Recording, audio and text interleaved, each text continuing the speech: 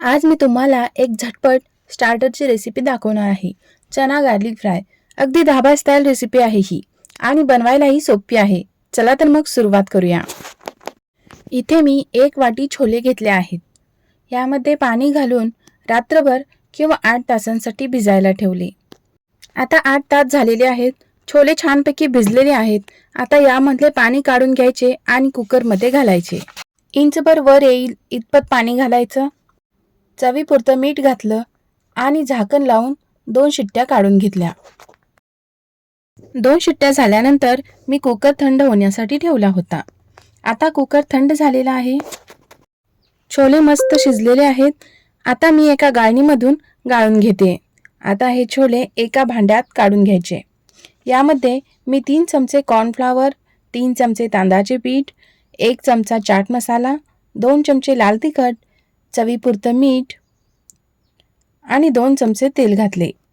आता हे सर्व व्यवस्थित मिक्स करून घ्यायचे. आता व्यवस्थित मिक्स झालेला आहे. आता याला अर्धा तास रेस्ट द्यायचा. छोलेंना सगळा मसाला व्यवस्थित कोट झालेला आहे. हे छोले फ्राय करण्यासाठी रेडी आहेत. आता इथं मी कढईमध्ये तेल तापवून घेतलेले आहे. तेल गरम झाले की 10 ते 12 लसणाच्या पाकळ्या तळून घ्यायच्या. इथे एक गोष्ट लक्षात ठेवायची की लसणाच्या साली काढायच्या नाहीत. मीडियम टू हाय फ्लेमवर लसूण तळून घ्यायचा. गोल्डन कलर येईपर्यंत लसूण तळायचा. आता बघू शकता सोनेरी रंगावर लसूण छान तळला गेला आहे.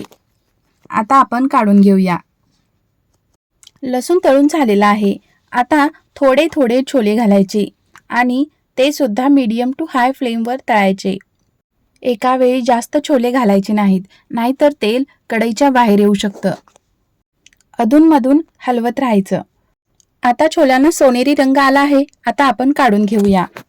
सर्व करताना एका प्लेटमध्ये छोले घालायचे आणि वरून तळलेला लसूण घालायचा. तयार आहे धाबा स्टाईल चना गार्लिक फ्राय. तुम्ही सुद्धा ही रेसिपी एकदा नक्की ट्राय करून बघा. रेसिपी आवडली असेल तर लाईक करा आणि कमेंट करून नक्की सांगा.